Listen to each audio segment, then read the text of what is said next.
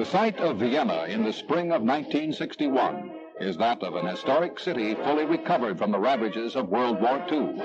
The capital of Austria, whose independence and neutrality was guaranteed by the great powers in the Austrian State Treaty of 1955. Now, in the spring of 1961, Vienna offered its hospitality for a personal meeting between two world leaders against a background of historic landmarks.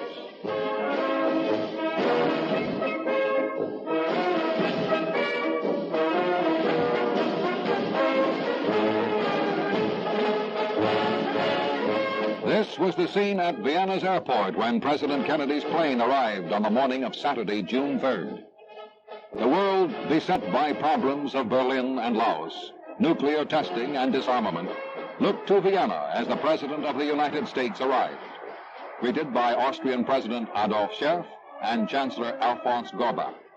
President Kennedy himself described his mission to Vienna. I went to Vienna to meet the leader of the Soviet Union, Mr. Khrushchev. For 2 days, we met in sober, intensive conversation. Mr. Khrushchev and I had a very full and frank exchange of views on the major issues that now divide our two countries.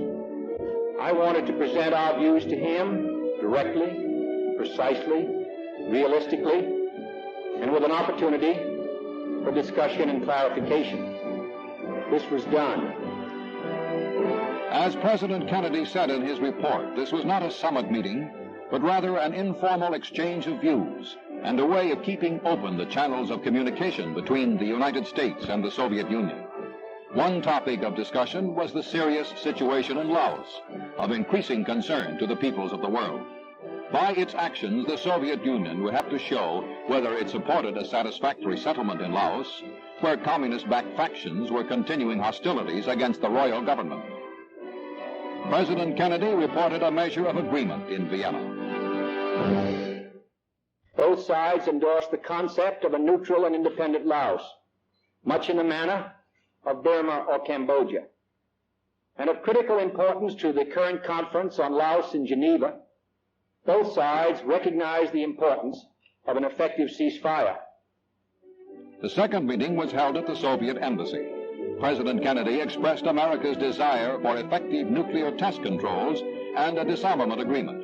Mr. Khrushchev's insistence on a Soviet veto over controls and on having disarmament precede inspection led Mr. Kennedy to express his disappointment.